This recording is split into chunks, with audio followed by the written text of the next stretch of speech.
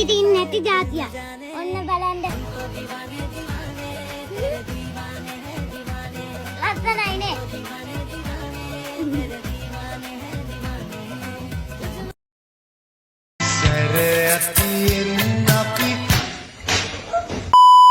අපි හම්බෙන්න එන්න අපි බය නෑ නුවා කැරියනේ බෙස්ට් අප් ෆේස් ටු ෆේස් තමයි පුත්තියට එන්න කිව්වේ තෝනේ වෙසි කෝල් ගත්ත නාන්දගෙන නැති පට්ට බැල්ලි දුවන්න මං චමත්ස මේ කෝ වියංග කොහොද ඒ කාට මේ වෙසිට එන්න කියන්න ඕනේ මේ කාට එන්න කියන්න ඕනේ උඹ ඉතින් වරෙන් අපි ඉතින් උඹ එනවා බෑ තෝ කෝල් ආන්සරට ගන්නෙත් නෑනේ සක්කිලි වේසි පස්සේ වයින් මෑත් ගාගන්න අතපත ගා ගන්න ආසුන ඔබ ගැට්ට නංගිවට අතපත ගා ගන්න ඕනේද අතපත ගා ගන්න ගැට්ට කනද නංගිගේ හරි හරි දෝමයා අයියා ඒ ගාඩි මුත්තා ඔය කොහෙද යන්නේ ඒ යන්නේ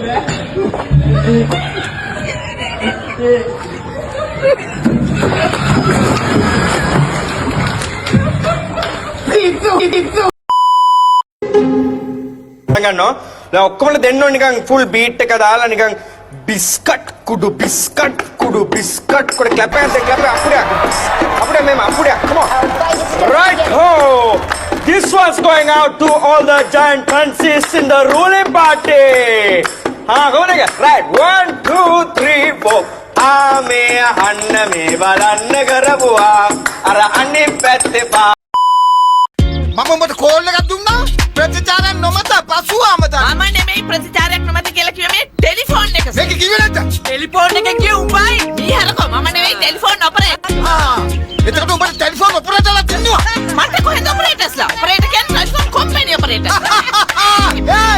මේකේ ටෙලිෆෝන් කම්පැනි තියනවලු ආයකෝ එහාට ගනි තෝ මගේ කම්පැනි වැඩ කරේ ඊට පස්සේ තෝ ටෙලිෆෝන් කම්පැනි වල වැඩ කරපි පත්ත බැල්ලි අනේ යන්න ඊට පස්සේ පලා ගන්න එපා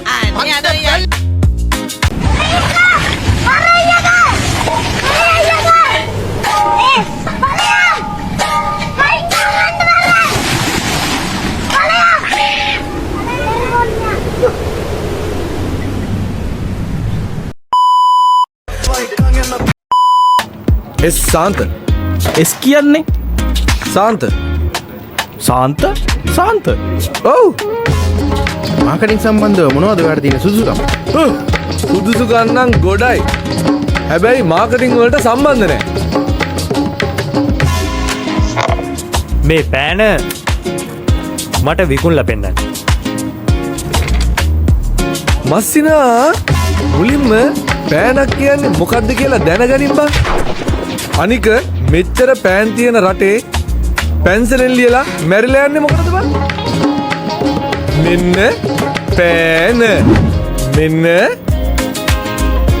වඩේ ගෙඩිය හායි මේකේ බෑන්ඩ් එක සුපීරි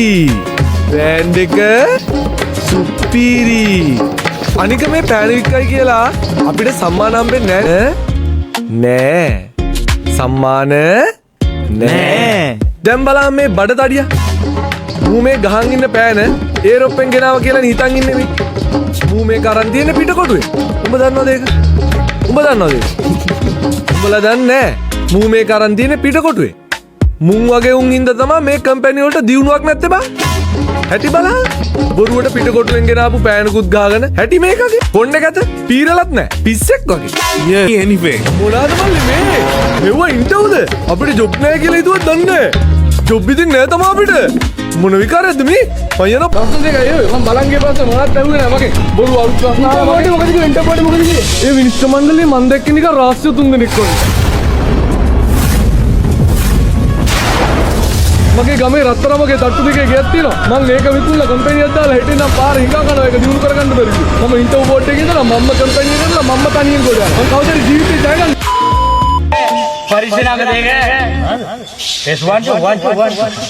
Tande pulla somi Ngune hilatawe Ruwan mela kamini Emenu තොරණ ගැන කියනවා පිම්බර උපාසිකාවියනි අද මේ පිම්බර පුසන් පෝදින මේ පුණ්‍ය භූමියට අපි රැස්ව සිටින්නේ මහා තොරන් රාජයා සහ මහා දන්සල් රාජයා ඔබ හමුවේ තැබීමටයි.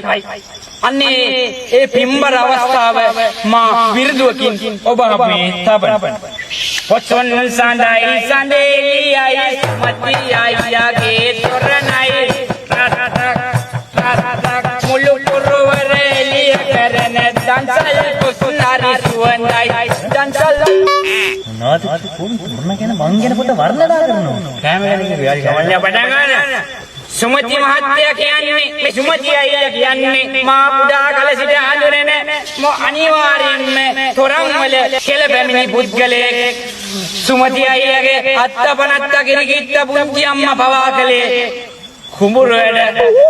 තොරන් වලට බැස්සේ සුමති අයියා මට මතකයි ඒ පිටගමේ දැනට මාස කිහිපයකට ප්‍රථම මේ කලපු මහා තොරන් රාජයා ඒ පිටගමේ උපාසක මාත්‍යෙක් ගිල්ලා අත මෙහෙ කොල්ල තිබ්බා විතරයි. උපාසක මිත්තනිය තුන් දෙනෙක් යට කරගෙන තොරණ දාපක් ගාලා වැටුණා.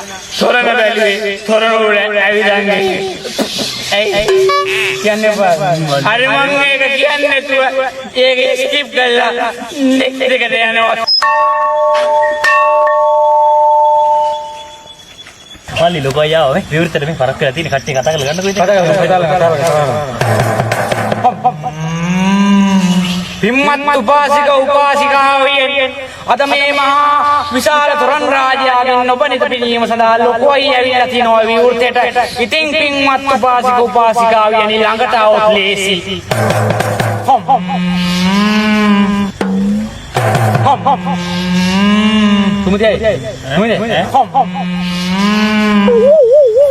ඔන්න එහෙනම් ලොකු අයියා තොරණ පත්තු කිරීමට සූදානම්. එහෙනම් 1යි 2යි 3යි